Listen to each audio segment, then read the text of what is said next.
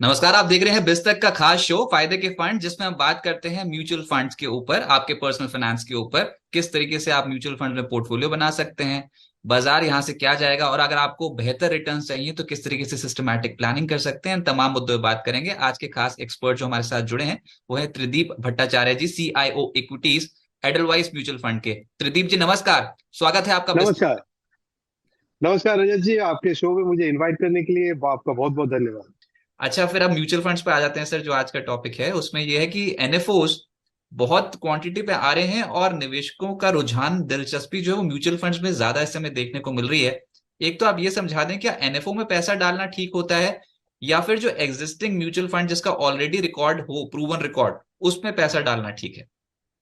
ये बहुत अच्छा सवाल है और आपके इन्वेस्टर्स के लिए भी बहुत इंपॉर्टेंट सवाल है। तो मेरे हिसाब से न्यू फंड ऑफर में सबसे पहले तो ये देखना चाहिए कि वो न्यू ऑफर फंड ऑफर में क्या खास बात है। अगर एग्जिस्टिंग फंड्स में जो ऑलरेडी हैं, जो मान लीजिए मार्केट में है, वो फंड हाउस के वैसे ही फंड्स अगर ऑलरेडी अवेलेबल हैं, तो एक और फंड उसमें इन्वेस्ट करना शायद मुनासिब ना होगा। लेकिन अगर मान लीजिए वो फंड की कुछ स्पेशलिटी है, या फिर वो फंड हाउस की कुछ स्पेशलिटी है, या फिर वो फंड मैनेजर की कुछ स्पेशलिटी है, और उस एरिया में कोई नया फंड आ रहा है, तो मेरे हिसाब से इन्वेस्टर्स को जरूर इवेल्युएट करना चाहिए। इसमें मेरे ख्याल में जो एडवाइजर है उनका एक बहुत अहम रोल रहता है। अगर वो इन्वेस्टर्स को ठीक तरीके से एडवाइस करे कि कौन से एनएफओ में करना चाहिए और कौन से में नहीं करना चाहिए, वो इन्वेस्टर्स के लिए काफी फायदेमंद होगा। अच्छा, लेकिन सर कैसे पता चलता है कि किसी म्यूचुअल फंड की परफॉर्मेंस देख के इन्वेस्टमेंट करना चाहिए, या फिर कुछ और देखना चाहिए, कुछ ऐसी बारीकी जो इन्वेस्टर्स को जरूर देखनी चाहिए किसी भी म्यूचुअल फंड का चयन करने से पहले? तो देखिए, सबसे पहले तो फंड हाउस और फंड मैनेजर, इनका ट्रैक रिकॉर्ड देखना चाहिए। तो बाकी मान लीजिए उस कैटेगरी में, जैसे हमने अभी मल्टी कैप फंड लॉन्च किया, मल्टी कैप फंड में हमारे पास मल्टी कैप फंड पहले नहीं था। पर पहले हमारे दूसरे फंड्स थे, जैसे हमारे मिड कैप फंड थे, उनका अगर आप 15 साल का ट्रैक रिकॉर्ड देखें तो काफी दुरुस्त है। उस तरीके से अलग अलग फंड मैनेजर्स की कुछ अलग खास बात होगी, वो देखना चाहिए सबसे पहले ट्रैक रिकॉर्ड। दूसरा ये देखना चाहिए कि वो फंड मैनेजमेंट का फिलॉसफी क्या है। मतलब कुछ फंड मैनेजर्स या कुछ न्यू एनएफओ से होते हैं, वो बहुत एग्रेसिव स्टाइल के होते हैं। उसको आपको मैच करना होगा इन्वेस्टर की जो इन्वेस्टिंग स्टाइल है उसके साथ। अगर वो मैच करती है तो अब जरूर करना चाहिए, लेकिन अगर नहीं करती है तो नहीं करना चाहिए फिर मैच। तो एक होता है फंड मैनेजर का ट्रैक रिकॉर्ड, दूसरा होता है मैचिंग, मैच करना फंड ऑफर का और फिलोसफी को इन्वेस्टर के अपने फिलोसफी से, अपने इन्वेस्टिंग स्टाइल से। अगर ये दोनों सही बैठते हो तो मेरे ख्याल से, चाहे वो नया फंड ऑफर हो या ओल्ड फंड ऑफर हो, अगर नए फंड ऑफर में कुछ नया है तो जरूर देखना चाहिए। नहीं तो बाजार के ट्रेंड को देखते हुए अभी क्या लगता है सर, लार्ज कैप्स में जाएं, मिड कैप्स में, स्मॉल कैप में, मल्टी कैप में, कि फ्लेक्सी कैप में? इतने सारे कैप्स हो गई हैं कि यही नहीं समझ में आता कि कौन से कैप को चुने। तो कैसे बनाएं एक बैलेंस पोर्टफोलियो? जी। तो मेरे हिसाब से, अगर मैं मार्केट को ठीक से पढ़ता हूँ, तो मेरा मानना ये है कि आज के डेट में देखिए वैल्यूएशन जो है वो थोड़ा लार्ज कैप के फेवर में है, लेकिन जो ग्रोथ है वो मिड और स्मॉल कैप के फेवर में है। और हम लोग मार्केट ऐसा फेस कर रहे हैं कि पिछले 3 से 6 महीने में मिड और स्मॉल कैप काफी चढ़े हुए हैं। तो ये हमारा मार्केट का करंट हाल है। तो ऐसे सूरत हाल में मेरे ख्याल में मिड और स्मॉल कैप में थोड़ा सिलेक्टिव होना चाहिए, और ऐसे एक पोर्टफोलियो में इन्वेस्ट करना चाहिए जो कि एक बैलेंस पोर्टफोलियो आपको दे।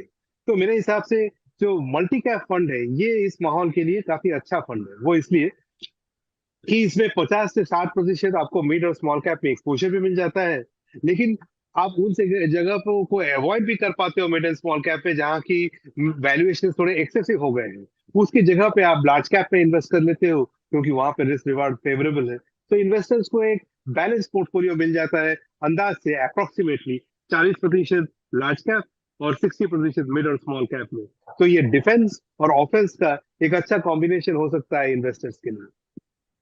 सर किन बातों को ध्यान में रखना चाहिए? कुछ रिस्क फैक्टर्स भी तो होंगे म्यूचुअल फंड में इन्वेस्टमेंट करने से पहले। तो किन बातों का ध्यान करना चाहिए, स्पेशली अगर किसी एनएफओ का चुनाव कर रहे हो तो किन बातों का ध्यान रखना चाहिए? ये सबसे पहले जो जो इक्विटी मार्केट्स में जो सबसे बड़ा रिस्क है, वो है रिस्क ऑफ कैपिटल लॉस।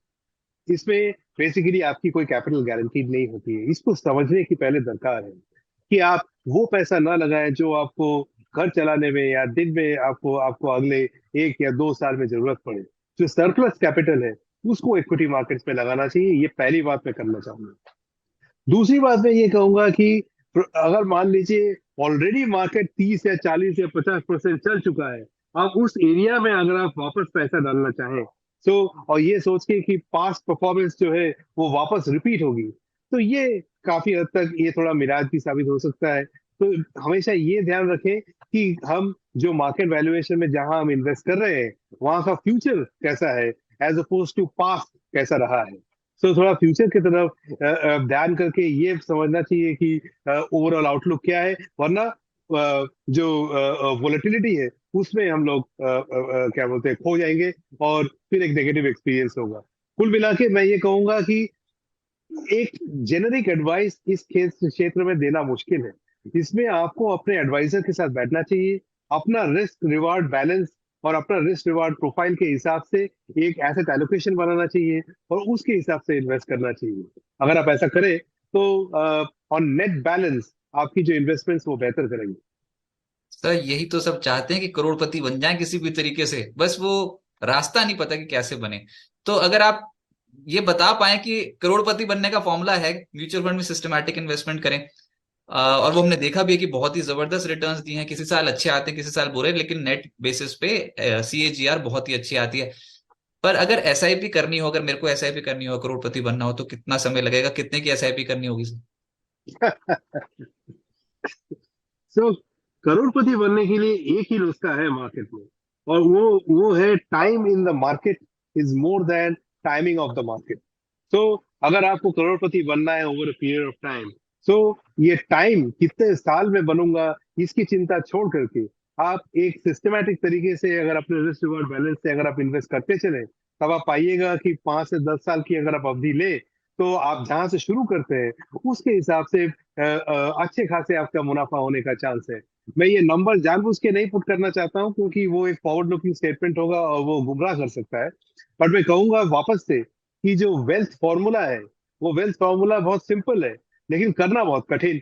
और वो सिंपल फॉर्मूला ये है, time in the market is far more important then timing the market. तो जितना समय आप मार्केट में बिताएंगे over a period of time, उतनी आपकी वेल्थ क्रिएशन होती जाएगी।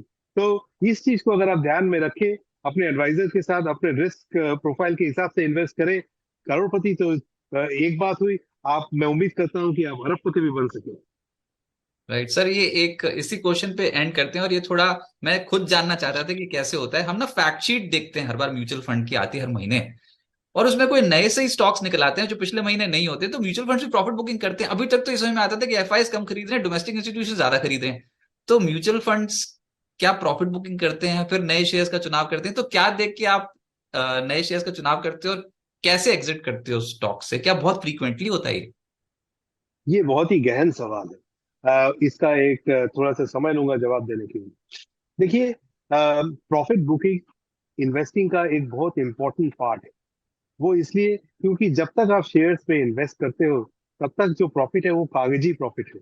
जब आप उसको प्रॉफिट बुक कर लेते हो, तब जाके वो प्रॉफिट एक्चुअली वो मुनाफा में काम आता है। तो इसलिए जब हम इन्वेस्ट करते हैं कोई भी शेयर में, तो हमारे दिमाग में एक आइडिया होता है कि इस कंपनी की वैल्यू कितनी होनी चाहिए ना। अभी over a period of time company का शेयर प्राइस जो है वो ऊपर जाता है। ऊपर जाके जब वो वैल्यू क्रॉस कर जाता है, जब अपने को लगता है कि ये इसका वैल्यू हो गया है, तब हम वहां पे प्रॉफिट बुक कर लेते हैं। फिर हम कंटिन्यूअस बेसिस पे ऐसे भी शेयर ढूंढते रहते हैं जहां पे अभी ये डिस्काउंट टू फेयर वैल्यू अभी भी है, अभी भी काफी हद तक वो शेयर अंडर वैल्यूड है। तो जहां अपना प्रॉफिट बन चुका होता है, वहां से प्रॉफिट लेके हम वहां पे डालते हैं जहां पे कि अभी प्रॉफिट बनना बाकी है या जहाँ पे कि अंडर वैल्यूड है। ये कंटिन्यूअस प्रोसेस है। इस प्रोसेस के चलते जो चर्न होता है, वो एक मिनिमम चर्न के हिसाब से, जैसे हमारे फंड हाउस में हम लोग ऑपरेट करते हैं 30 से 40% चर्न। मतलब 2 साल में करीबन मान लीजिए एक बार प्रॉफिट, एक बार पोर्टफोलियो चर्न होता है। सो कुल मिला के एक ऑनगोइंग प्रोसेस है। इसलिए हम ऑनगोइंग बेसिस पे नए मुनाफा बुक करते रहते हैं और नए अंडर वैल्यूड शेयर्स में इन्वेस्ट भी करते रहते हैं। और इसी चलते म्यूचुअल फंड का जो एनएवी है, ये ऊपर की तरफ बढ़ता है over a period of time. Right, Tridev ji बहुत शुक्रिया आपका हमारे साथ जुड़ने के लिए और बात करने के लिए पर्सनल फाइनेंस पे, और समझाने के लिए कैसे वेल्थ बनाई जा सकती है, और बहुत कुछ सीखने को मिला आपसे सर। बहुत शुक्रिया। नमस्कार रजत जी। उम्मीद करता हूँ कि अगले बार जब हम मिलेंगे तब आप करोड़पति नहीं अरबपति होंगे। थैंक नमस्कार। Thank you.